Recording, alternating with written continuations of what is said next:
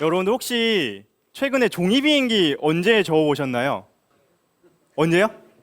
방금이요. 그쵸? 좀 여기 어르신 분들은 좀 방금 저어보셨을 거예요. 여기 있는 분들 중에 어린 분들은 중고등학교 과학 시간에 저어오셨을 거고요. 또 여기 있는 이제 부모님들께서는 아마 저어본 기억이 굉장히 오래되셨겠죠.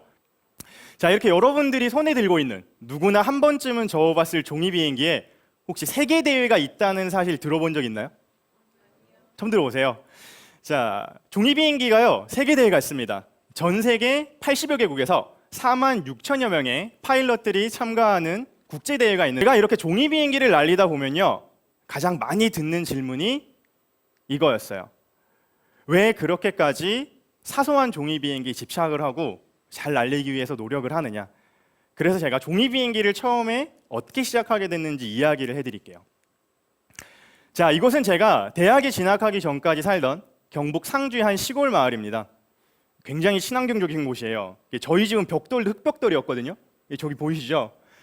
굉장히 외딴 시골 마을인데다가 제가 어려서부터 집안 형편이 좀 어렵다 보니까 좀 변변한 장난감 같은 거를 가지기가 굉장히 어려웠어요. 그런데 제가 중학교 2학년 어느 날 추석 특집으로 기네스북 방송이 나오는 거예요. 그 기네스북 방송에 이 켄 블랙번이라는 미국 공군 엔지니어가 나왔는데 이분이 A4 용지 한 장으로 만든 종이 비행기를 27.6초를 날려서 세계 기록을 세우는 걸 본 거예요.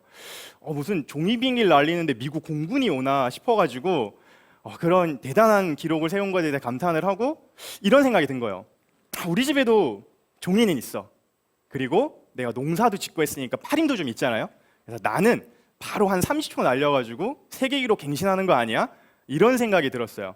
그래서 종이 비행기를 한 2분만 이렇게 후딱 접은 다음에 논두렁으로 막 달려나가서 하늘로 삐딱 쌓올렸어요. 그런데 바로 팍 논두렁을 쳐박히는 거예요. 이걸 한 300번 정도는 했던 것 같아요. 그리고 몇천 대의 종이 비행기를 접어보고 나서야 이런 생각이 들었어요. 이 별거 아닌 A4 용지 한 장으로 저 기록을 내려고 얼마나 많은 노력을 기울였을까. 그래서 그때부터 저는 단순히 종이 비행기를 접고 날리는 게 아니라 접는 방법을 연구를 하고요, 날리는 훈련을 하게 됩니다. 저는 종이 비행기를 잘 날리려고요, 공기역학, 유체역학, 그리고 항공역학에 대한 공부를 논문을 찾아가면서 하기도 했어요. 그래서 제가 그동안 밝혀온 종이 비행기에 숨은 아주 작지만 중요한 차이들을 여러분들에게 종이 비행기를 날리면서 하나씩 설명을 해드릴게요. 자, 오늘 여러분 종이 비행기 접어보셨죠? 종이 비행기를 접으면서 가장 많이 하는 실수가 이거예요. 종이 비행기를 이렇게 딱 접고 나서요, 자, 다 접었다 이러고 이대로 날리시는 겁니다. 자, 종이 비행기요, 여러분의 종이 비행기 날개 끝이 아래로 V자를 그리고 있는 하반각을 가지고 있는지 위로 V자를 그리고 있는 상반각을 가지고 있는지 한번 비행기 한번 보시겠어요? 자, 이 날개 방향에 무슨 차이가 있나 싶으실 텐데요, 이 종이 비행기 날개가 아래로 향해 있으면요, 제가 비행기를 날리면 비행기가 뒤집어져요. 이렇게 돌면서 떨어지죠. 하지만 종이 비행기가 위로 상반각을 가지게 되면 제가 옆으로 날려도 다시 수평을 회복하면서 날게 됩니다. 네, 이렇게 수평을 다시 회복하게 되죠. 여러분들 중에 아마 이 비행기 접으신 분들이 있을 거예요. 이 앞에 계신 여자분도 이 비행기를 접으셨어요. 흔히 배꼽 비행기라고 부르는 건데요, 가장 일반적인 종이 비행기 형태지만 이 비행기가 상하 좌우뿐만 아니라 회전을 하면서 날아갈 수 있게 됩니다. 제가 그 비밀 알려드릴게요. 종이 비행기에 이렇게 좌우를 조정할 수 있는 부분이 있어요. 자, 종이 비행기의 이 부분을요, 수직꼬리 날개라고 하거든요. 이 수직꼬리 날개를 제가 약간 왼쪽으로 꺾어주면요, 비행기가 날다가 왼쪽으로 방향을 바꿔요. 왼쪽으로 날아가죠. 자, 제가 이걸 오른쪽으로 꺾어주면요, 비행기가 오른쪽으로 날아가게 됩니다. 이렇게 좌우 조정이 됐죠. 종이 비행기에는요, 엘리베이터라고 부르는 곳이 있어요. 종이 비행기가 떠야 될 거 아니에요. 자, 상하를 조정하는 부분이 있는데 엘리베이터 부분을 살짝 내려주면요, 앞코가 뚝 떨어지면서 저에게 돌아오게 됩니다. 자, 그러면 종이 비행기가 상하 좌우만 되느냐? 아니에요. 종이 비행기의 몸통 자체를 이렇게 꼬아주잖아요. 그럼 보통 사람들이 비행기가 망가졌다고 생각해요. 하지만 제가 이렇게 펼치면 혹시 뭐처럼 생겼나요? 그쵸, 프로펠러처럼 생겼죠. 회전하면서 날아갑니다. 자, 여러분 조심하세요. 자, 오, 잘 잡으셨어요. 네, 이렇게 회전하는 비행기로 바뀌게 됩니다. 자, 다음으로 알려드릴 게 있습니다. 자, 여러분, 곰돌이 푸에 나오는 이 분홍색 아기 돼지 이름 아시나요? 피글렛이죠. 맞아요. 피그는 돼지란 뜻이고 렛은 작다란 뜻이죠. 그러면 윙렛은 무슨 뜻일까요? 새끼 날개, 그렇죠? 작은 날개라는 뜻이에요. 말 그대로 작은 날개지만 성능에 미치는 영향은 굉장히 큽니다. 이 종이 비행기의 윙렛이 위로 수직으로 향하면요, 저에게 다시 돌아오는 부메랑 비행기가 돼요. 이렇게 원을 그리면서 저에게 다시 돌아오게 되죠. 자, 하지만 비행기가 반대 방향으로 아래로 날개가 향해 있으면요, 모터가 달려있지 않지만 새처럼 날개짓을 할 수가 있습니다. 뭔지 모르시겠죠? 자, 잘 보세요. 보이시나요? 다시 한번 보여드릴게요. 이렇게 날개짓 하는 비행기가 됩니다. 자, 어머님 가져가세요. 어머니 선물을 드릴게요. 자, 이렇게 말 그대로 아주 작은 차이지만 성능에 엄청난 차이를 가져옵니다. 종이 비행기는 종이로 접잖아요. 그렇기 때문에 이 접는 종이가 굉장히 중요합니다. 여러분이 보통 종이를 사실 때는요, 보통 예쁜 색깔을 보고 사거나 뭐 컬러 프린트용인지 아니 흑백 프린트용인지 이런 용도를 보고 살 거예요. 하지만 저는 무게를 보고 삽니다. 자, 이 비행기를 만들려면요, 아주 얇으면서도 빳빳한 종이가 필요해요. 두꺼운 일반 종이로 접으면 날 수가 없습니다. 자, 보여드릴게요. 제가 이렇게 회전을 시키면요, 돌고 판으로 받을 수가 있어요. 네, 이렇게 제가 애완동물처럼 가지고 다닐 수가 있습니다.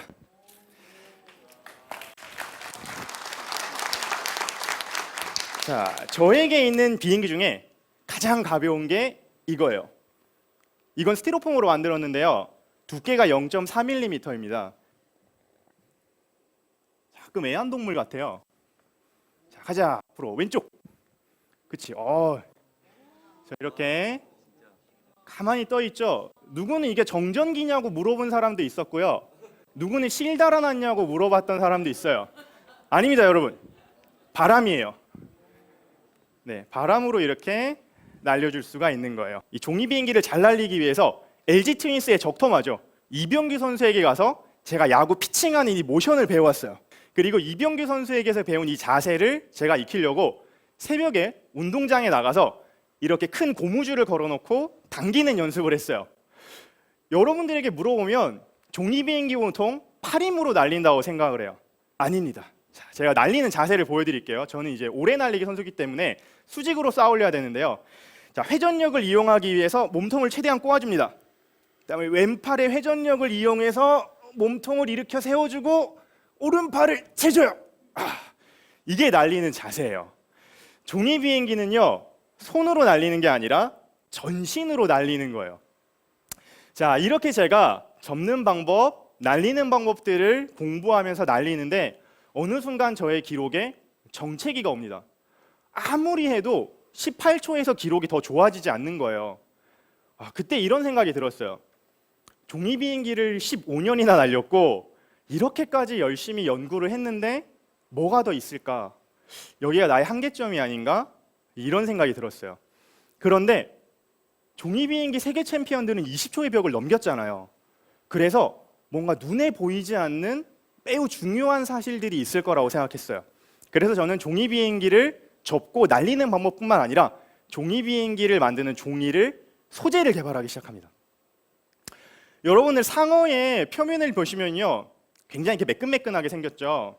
실제로 확대를 해보면 이렇게 무수한 삼각형의 돌기가 나 있어요. 이 삼각형의 돌기에 물이 부딪히면 어떻게 되냐면요, 이렇게 소용돌이가 일어나요. 이 소용돌이가 물과 표면 사이의 마찰을 줄여주는데요, 조금 쉽게 설명을 해드리면 저희가 돌을 맨 땅에 끌고 가는 거랑 통나무 위에 얹고 굴리는 것 정도의 차이가 난다고 해요. 두 번째로 제가 종이 비행기의 소재를 주목한 건 골프공이었어요. 이 골프공의 표면을 확대해 보시면요, 이렇게 작은 무수한 웅덩이가 있거든요. 이 웅덩이를 딤플이라고 부릅니다. 자, 이 웅덩이가 있냐 없냐에 따라서 골프공이 날아가는 거리가 2배 이상 차이가 난다고 해요. 그래서 저는 이 저항을 줄여주는 원리를 저의 종이에 모방을 하고 싶었어요. 그래서 그때부터 저는 서울 전역에 있는 화방을 다 뒤졌어요. 그러다가 이 아크릴판을 찾아내게 됩니다. 이 5mm 간격으로 삼각형의 돌기가 있었는데요. 이 돌기에 놓고 종이를 찍었더니 이런 모양이 나왔습니다. 5mm 간격으로 균일한 딤플을 재현하게 됐고요. 세계 최초로 종이 비행기를 위한 소재를 개발하게 된 거예요. 그리고 이 소재를 개발하고 나서요, 제 기록은 18초에서 23초까지 늘어나게 됩니다.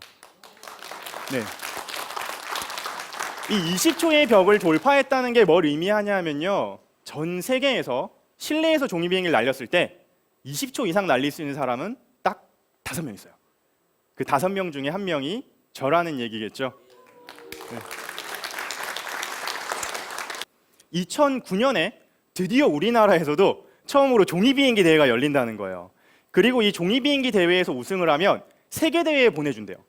그리고 그 세계 대회에 가면 저의 종이 비행기 우상인 켄 블랙번이 심사위원으로 온다고 그러는 거예요. 그래서 아주 설레는 마음을 가지고 대회장에 갔는데 결과는 여러분이 보시는 것처럼 단 1초 차이로 우승을 놓치게 됐습니다. 저는 이 1초 때문에 6년의 시간을 기다리게 된 거예요. 근데 그 6년의 시간 동안 저는 좌절해 있지 않았어요. 접는 방법을 개발하면서 15초까지 기록이 늘어나고 날리는 방법을 연구하고 18초로, 그리고 제가 개발한 딤플을 적용을 하고 나서 23초까지 늘어났죠. 그리고 올해 2015년 4월 11일, 아직도 제가 날짜를 잊을 수가 없어요. 중학교 때부터 지금까지 15년 동안 종이 비행기를 날린 저의 모든 걸 이 오른팔에 딱 걸고 힘껏 런칭을 합니다.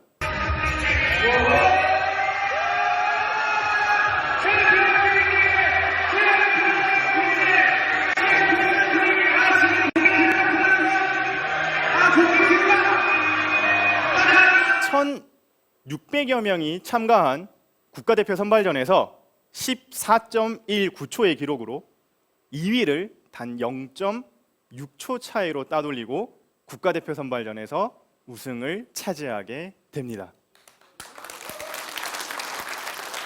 네. 이렇게 국가대표가 된 저는 드디어 오스트리아 잘츠부르크로 세계대회를 위해서 떠나게 돼요. 그리고 그 세계대회에 누가 온다고 그랬죠? 네, 켄 블랙번이라는 저의 종이 비행기 우상이 와요. 그래서 켄 블랙번에게 제 종이 비행기를 들고 가서 이렇게 말을 했어요. 제가 종이 비행기를 시작하게 된 건 당신이 종이 비행기 세계 기록을 세우는 걸 보고 나서다. 그리고 나의 버드맨이란 비행기도 당신의 비행기를 보고 많은 것을 배웠다. 그래서 나는 당신의 종이 비행기 아들이다. 이렇게 이야기를 했어요.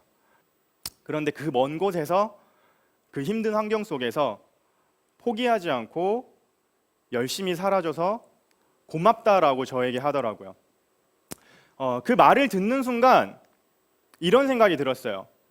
나도 누군가의 종이 비행기 영웅이 되고 싶다. 저는 15년 만에 종이 비행기 영웅을 만났잖아요. 근데 올해 참 재밌는 일이 있었어요.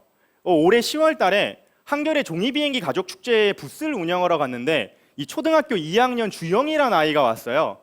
이 주영이라는 아이의 어머니가 저한테 그러시더라고요. 이 자녀분이 종이 비행기 국가대표가 되는 게 꿈이래요. 그래가지고 저는 저에게 하는 말인 줄 알고 감사합니다 이랬더니 사진을 한 장 보여주셨어요.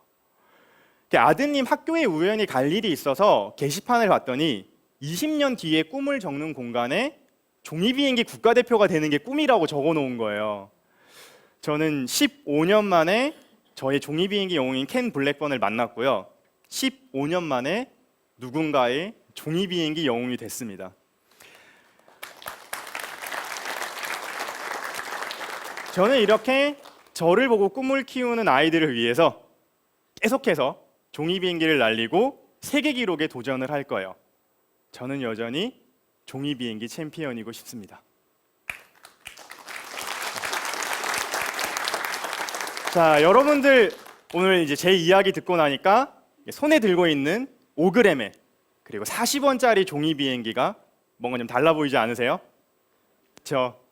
자, 여러분들에게 오늘 똑같은 무게와 똑같은 크기를 가진 종이를 나눠드렸어요.